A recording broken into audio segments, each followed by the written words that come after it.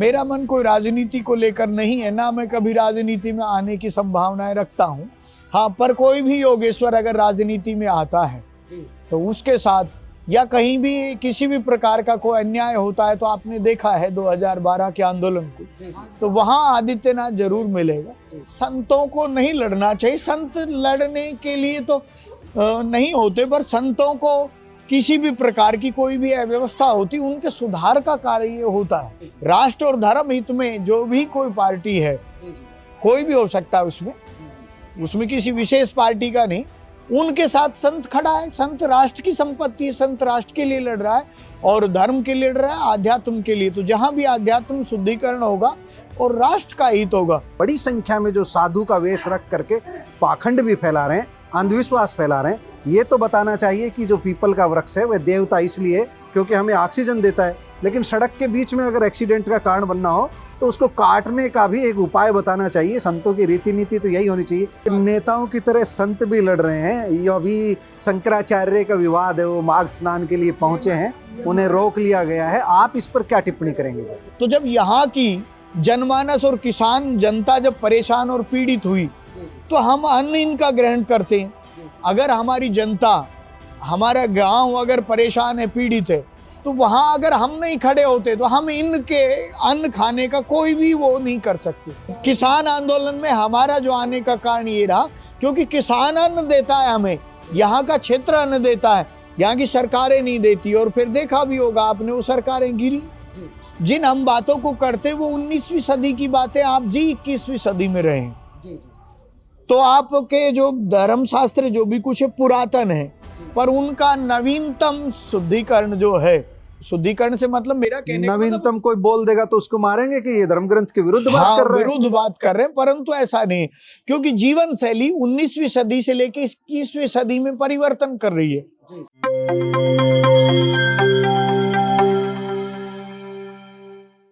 दोस्तों, सादर अभिवादन। मैं हूं महेश कुमार वैद्य और आप देख रहे हैं एनजेपी हरियाणा। इस समय हम मौजूद हैं रेवाड़ी जिले के गांव आसलवास के शिव मंदिर में। आज बाबा आजादनाथ की पुण्यतिथि थी। वो पुण्यतिथि पर भंडारा आयोजित किया जाता है। बड़ी संख्या में लोग आसपास के नहीं, दूर दराज से यहाँ आते हैं। बाबा आजादनाथ के प्रति लोगों की श्रद्धा थी, आज भी है और आगे भी रहेगी। जिस तरह का माहौल हमने देखा, यहाँ पर कैबिनेट मंत्री राव नरबीर सिंह भी पहुँचे, दूसरे भी कई पदाधिकारी यहाँ पर अलग अलग दलों के आए थे। दलगत राजनीति से अलग हट करके यहाँ पर लोग आते हैं, साधु संत पहुँचते हैं और भंडारा का प्रसाद भी ग्रहण करते हैं और यहाँ धार्मिक शिक्षा भी ग्रहण करते हैं। वर्तमान में यहाँ गद्दी नशीन बाबा आदित्यनाथ है। तो मेले में हम पहुँचे हैं, यहाँ पर जो मंदिर में पहुँचे, तो बाबा आदित्यनाथ से मेले कब से शुरू हुए, यहाँ पर कब से परंपरा है, कब से गद्दी है, कब से आश्रम में, संक्षिप्त में आप बताएंगे तो हम दर्शकों तक आपकी बात पहुँचाएंगे। जी, ये आसलवास का शिव मंदिर काफी प्राचीन है। महंत सूरजनाथ जी और उनके काफी सहयोगी संतों ने इसका निर्माण शुरू किया। उसके बाद में बाबा आजादनाथ जी आए और इसका काफी विस्तार हुआ और गांव की आस्था शुरू से ही इस शिव मंदिर के प्रति निरंतर बनी हुई है। कितने के एकड़ में? ये लगभग 11 एकड़ के करीब जगह है, उसमें बना हुआ है। और यहाँ नाथ परंपरा के योगेश्वर निरंतर चलते रहे। पहले बाबा सूरजनाथ जी थे, सौरामनाथ जी थे, इस तरीके से कुरकननाथ जी थे, तो और फिर बाबा आजादनाथ जी रहे। फिर अब वर्तमान में हमें गुरु महाराज की कृपा से वो आशीर्वाद प्राप्त है कि हम आशीर्वाद नोट तो यहाँ वैसे ही बरसते हैं। खर्चा खुर्चा मंदिर का, आश्रम का सब चलता रहता है। हाँ, उन्हीं से चलता है। ये तो व्यवस्थाएं बनी हुई है, ये उनकी आस्था से ये व्यवस्थाएं चलती हैं।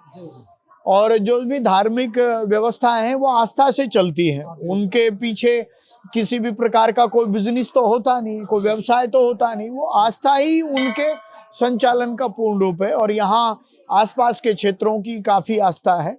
और ये बाबा आजादनाथ जी की 26वीं पुण्यतिथि के उपलक्ष्य में विशाल भंडारा है। जी, हम ये जानना चाहें, जैसे योगी आदित्यनाथ उत्तर प्रदेश के जो मुख्यमंत्री रहे, उन्हीं नाथ परंपरा की ये गद्दी है। उसी नाथ परंपरा में 12 भेष हैं, 12 पंथ हैं। तो उन्हीं में से जो आई पंथी परंपरा है, जो स्थल भौर मठ से है, जहाँ इस समय वर्तमान में पीर बालकनाथ जी विराजमान है, तो उन्हीं की आई पंथ की परंपरा से ये गद्दी है। बाबा आजादनाथ जी भी उसी आई पंथ से भौर स्थल भौर से थे, बाबा सूरजनाथ जी भी उसी स्थल भौर से थे, और हम भी उन्हीं की परंपरा से स्थल भौर के ही योगी हैं। योगी आदित्यनाथ गोरखपुर के आश्रम से निकल करके उत्तर प्रदेश के चीफ मिनिस्टर हैं जी। बाबा बालकनाथ स्थल भौर संभालते संभालते इस समय विधायक है, पहले सांसद रहे और पहले उनका चीफ मिनिस्टर राजस्थान के लिए भी नाम चला। हालांकि वो गच्चा खा गए, नाम नहीं चलता तो शायद मंत्री होते। और आपसे हम बात कर रहे हैं, आदित्यनाथ जी का भी जब भी नाम आता है चुनावी राजनीति के लिए आता है, तो बाबा चुनाव क्यों लड़ना चाहते हैं? कब मन बनाया कि मुझे राजनीति में आना चाहिए और क्यों आना चाहिए? मेरा मन कोई राजनीति को लेकर नहीं है, ना मैं कभी राजनीति में आने की संभावनाएं रखता हूँ।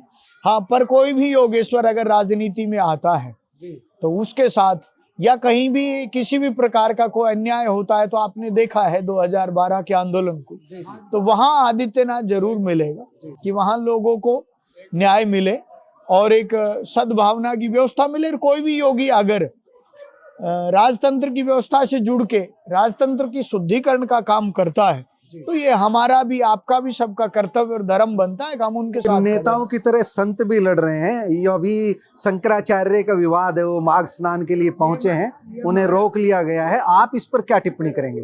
मेरा इस पर किसी भी प्रकार का कोई टिप्पणी करने का फिलहाल मन नहीं है। फिलहाल मन नहीं है, तो मतलब संतों को लड़ना तो कम से कम नहीं ही चाहिए। संतों को नहीं लड़ना चाहिए, संत लड़ने के लिए तो नहीं होते, पर संतों को किसी भी प्रकार की कोई भी अव्यवस्था होती, उनके सुधार का कार्य ये होता है। मैं लंबे समय बाद मिला हूं, मुझे ये नहीं पता है भाजपा में या राष्ट्रीय स्वयंसेवक संघ में महाराज श्री के पास कोई दायित्व है इस समय?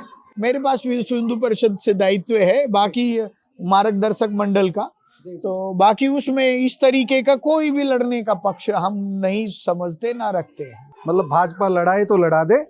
नहीं, हम अगर अनुचित नीतियां भाजपा की भी होंगी तो हम उसके भी खिलाफ होंगे। राष्ट्र और धर्म हित में जो भी कोई पार्टी है, कोई भी हो सकता है, उसमें किसी विशेष पार्टी का नहीं, उनके साथ संत खड़ा है। संत राष्ट्र की संपत्ति है, संत राष्ट्र के लिए लड़ रहा है और धर्म के लिए लड़ रहा है, आध्यात्म के लिए। तो जहां भी आध्यात्म शुद्धिकरण होगा और राष्ट्र का हित होगा, वहां कांग्रेस में आध्यात्म शुद्धिकरण हो तो कांग्रेस नहीं, आध्यात्म शुद्धिकरण जो लेकर आएगा उसके लिए जो राष्ट्र। राम भद्राचार्य जी नारनौल हैं, पहुंच गए होंगे, पहुंच चुके हैं।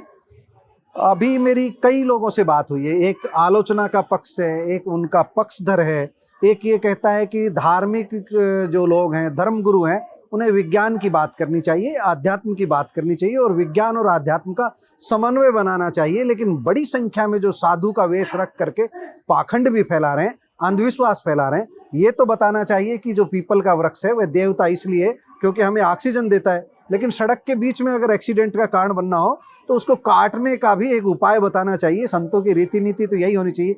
लेकिन आजकल हम देते हैं, कोई मन की बात बताता है, कोई कुछ बताता है। जो संतत्व की परिभाषा है उसमें कहीं ना कहीं आपको लगता है गिरावट आई है, जो है राजनीति की तरह। संतत्व में गिरावट नहीं आई है, उसकी विवेचना करने में समझ का थोड़ा, मैं समझता हूँ, कमजोरी हो सकती है।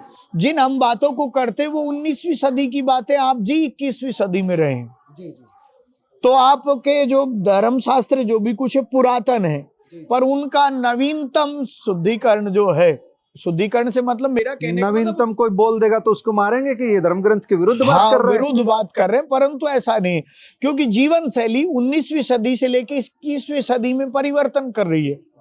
जीना है आपको, शास्त्र आपको जीने का विज्ञान सिखाते हैं, शास्त्र सूत्र रूप में बताते हैं। अब सूत्र की व्याख्या करना वो तो उस समय देश काल परिस्थिति को समझ कर की जाएगी। किसी भी सूत्र का वो देश काल परिस्थिति से किया जाएगा, तो देश काल परिस्थिति के हिसाब से जो भी संत अगर मार्गदर्शन करते हैं समाज का, देश का, राष्ट्र का, तो वो अनुकरणीय है। बाकी मैं तो चाहता हूं सबको ही इस 21वीं सदी में देश काल परिस्थिति को समझते हुए धर्म शास्त्रों को शुद्ध जो सूत्र हैं उनकी सही विवेचना और उचित व्याख्या करते हुए समय के साथ बदलाव होना चाहिए। समय के साथ परिवर्तन कृष्ण भी कहता है। चलिए, अंतिम सवाल है, आदित्यनाथ जी के मन में कब आया, किस उम्र में ऐसा मन में विचार आया कि मुझे संन्यास लेना चाहिए और मैं गृहस्थ आश्रम में प्रवेश नहीं करूंगा? कब विचार आया? और मूल निवास कहाँ से, थोड़ा सा अपने बारे में बता दीजिए। बचपन में जब हम लोग 10वीं कक्षा में अध्ययन करते थे, उस समय एक योगेश्वर के सानिध्य में आके इस मार्ग में मिला। पहले बाबा के भी यहाँ दर्शन किए हमने बचपन में। तो इन संतों का एक हो सकता आशीर्वाद रहा हो, एक प्रेरणा रही हो हमारे जीवन में बदलाव के लिए। साथ साथ वो सब फिर गुरुकुल में अध्ययन किया। गुरुकुल में अध्ययन करने के बाद में फिर यहाँ बाबा के सानिध्य में आना हुआ और तब से यहाँ सेवा कर रहे हैं 2008-9 से। 2008-9 से। मेरी एक बात रह गई, मैंने आपको किसान आंदोलन में देखा था, यहाँ पर जो भूमि अधिग्रहण का आंदोलन चला था उसमें आपने बहुत अगुवाई की थी। जो आप क्या सोच करके, क्योंकि वो तो राजनीतिक लोगों का क्षेत्र था, आप खड़े हुए थे भूमि अधिग्रहण के खिलाफ किसानों के उसमें मैं जिस गांव में निवास करता हूँ उस गांव के आसपास बाबा इस मंदिर का, इन योगियों का, जो भी योगेश्वर रहे, सूरजनाथ जी, आजादनाथ जी, इनका बड़ा प्रभाव है इस क्षेत्र में। तो जब यहाँ की जनमानस और किसान जनता जब परेशान और पीड़ित हुई तो हम अन्न इनका ग्रहण करते हैं। अगर हमारी जनता, हमारा गांव अगर परेशान है, पीड़ित है, तो वहां अगर हम नहीं खड़े होते तो हम इनके अन्न खाने का कोई भी वो नहीं कर सकते। तो जब हमने इनका अन्न खाया है तो इनके साथ जीवन मृत्यु, इनके साथ सुख दुख, इनके साथ हर संघर्ष झेलना हमारा भी तो दायित्व बनता है। तो वो किसान आंदोलन में हमारा जो आने का कारण ये रहा, क्योंकि किसान अन्न देता है हमें, यहाँ का क्षेत्र अन्न देता है, यहाँ की सरकारें नहीं देती। और फिर देखा भी होगा आपने, वो सरकारें गिरी। ये सब इसी क्षेत्र का, इसी मंदिर का, इसी गांव का ही वो परिणाम है कि आज लोग शांत हैं, सुखी हैं, आनंदित हैं। और मैं भंडारे के उपलक्ष्य में कामना करता हूँ पत्रकार महोदय और आपके टीवी चैनल के माध्यम से कि बाबा सूरजनाथ आजादनाथ जी महाराज और ये मंदिर आश्रम, ये एनजेपी का जो मंच है, एनजेपी हरियाणा का, हमारा प्रयास रहता है, इसके अलग अलग 2-3 मंच है। एनजेपी हरियाणा है, एनजेपी रेवाड़ी है, और news for justice and parity के नाम से न्यूज़पेपर भी है। हमारा प्रयास ये रहता है कि हम सही तस्वीर दिखाएं, सही लिखें, लेकिन कई बार हमारा मंतव्य कुछ होता है, दूसरे का कुछ। किसी को बाबा भैरू के मंदिर में शराब चढ़ाना अच्छा लगता है और कोई उसको पाप बताता है। अलग अलग विचारधारा है, ये सब विचारधाराओं का खेल है। आपने बाबा आदित्यनाथ की बातें सुनी, क्यों इन्होंने संन्यास लिया और अब क्या इनका लक्ष्य है। राजनीति में शुचिता के लिए जाना चाहते हैं, लेकिन कहीं पर गड़बड़ हुई तो चाहे भारतीय जनता पार्टी हो, लकीर के फकीर नहीं है आप, इनका ये कहना है। आपका धन्यवाद, आपने समय दिया। धन्यवाद।